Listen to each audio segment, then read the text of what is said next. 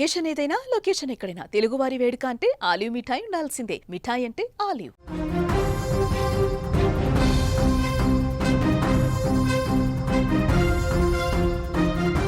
కట్టుకున్న భార్యనే అత్యంత క్రూరంగా హింసించి చంపేశాడు ఓ భర్త. 9 నెలలు ఆ భార్యకి హింస పెట్టించాడు.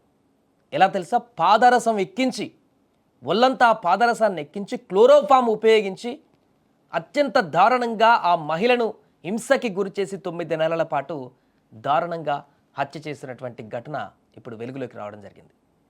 నేరాలు కొత్త పుంతలు తొక్కుతున్నాయి. ఒకప్పుడు భార్యాభర్తల గొడవలంటే కోపంతో అరుచుకోవడమో లేదా ఆవేశంలో దాడి చేయడము అలాంటి వరకే చూసే మనం. కానీ ఇప్పుడు సీన్ మారిపోయింది. భార్యను చంపడానికి భర్తలు వేస్తున్న స్కెచ్లు చూస్తుంటే ఒక్కొక్కసారి భయాందోళన కలుగుతుంది. సైకో కిల్లర్స్ కూడా భయపడాల్సిందే అన్నట్టుగా ఆ యొక్క ప్రవర్తన జుగుప్సాకరంగా కనపడుతుంది. రక్తం చుక్కలేదు కానీ ప్రాణం తీసేశాడు ఒక ఉన్మాది. బెంగళూరులో ఓ భర్త తన భార్యను చంపడానికి ఎంచుకున్నటువంటి సైంటిఫిక్ ప్లాన్ చూస్తే వెన్నులో వణుకు పుడుతుంది. పాదరసం బాడీలోకి ఎక్కించి 9 నెలల పాటు ఆమెను చిత్రహింసలు పెట్టి చంపేశాడు. సినిమాల్లో చూసినట్టుగానే జరిగింది ఇదంతా కూడా.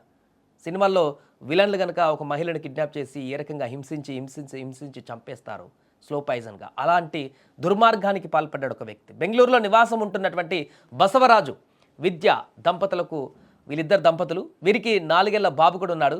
అయితే బసవరాజు మనసులో మాత్రం భార్యను చంపాలనేటువంటి క్రూరమైనటువంటి ఆలోచన క్రమంగా పెరుగుతూ వచ్చింది. కానీ అది దొరకకుండా, అనుమానం రాకుండా ఇది చేయాలని ప్లాన్ చేసుకున్నాడు. సో పాయిజన్ పద్ధతిని ఎంచుకున్నాడు.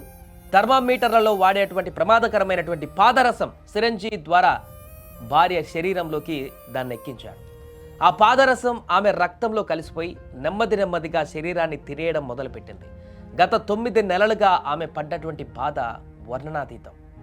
కిడ్నీలు, లివర్ ఇలా ఒక్కొక్క అవయం పాడవుతూ పూర్తిగా ఆమె బెడ్కు పరిమితమవుతూ చిత్రహింసలకు గురైంది.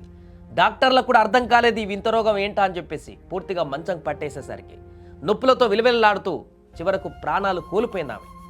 కానీ చనిపోయే ముందు విద్య తన మరణ వాంగ్మూలం ఇవ్వడం జరిగింది. అక్కడే అసలు విషయం బయటపడింది. బసవరాజు బండారం అంతా కూడా వెలుగులోకి రావడం జరిగింది.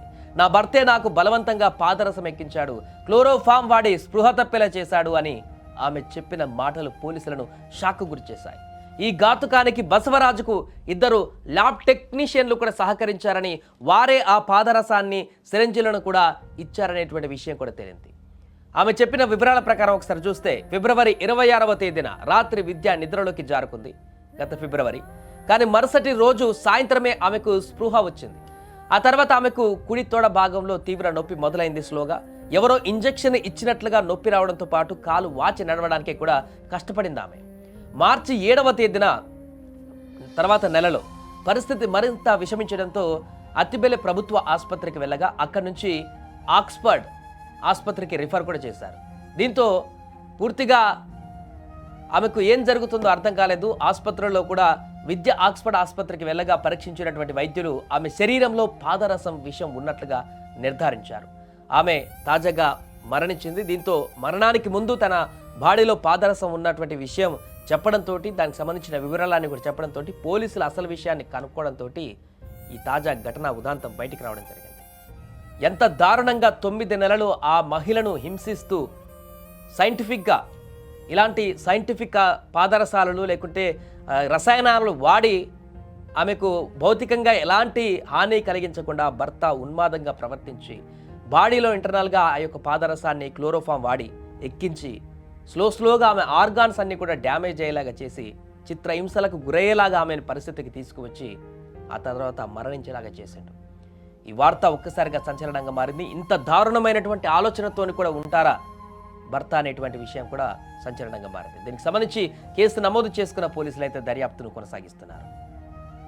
SLN diagnostics centre lab technician ಒಬ್ಬರಿದ್ರು, ಗಂಡ ಹೆಂಡತಿ ಇಬ್ಬರು ಲ್ಯಾಬಲ್ಲಿ ವರ್ಕ್ ಮಾಡ್ತಾ ಇದ್ರು.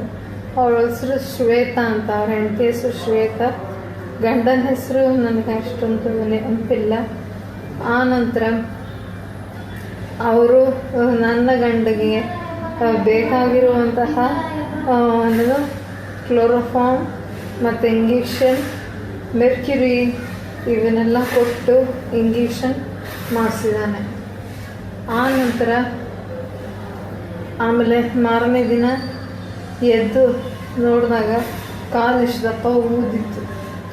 ಅದು ಇದು ಹಿಂದ್ಗಡೆಯಿಂದ ಹಿಡಿದು ಮಂಡಿವರೆಗೂ ಊದಿತ್ತು. ತೆಳ್ಕೊಂಡು ಹೋಗ್ತಾ ಇದ್ದೆ. ಆಮೇಲೆ ಎಕ್ಸ್ರೇ ಮಾಡಿಸ್ಬೇಕು ಅಂತ ಗೌರ್ಮೆಂಟ್ ಡಾಕ್ಟ್ರು ಹೇಳಿದ್ರು.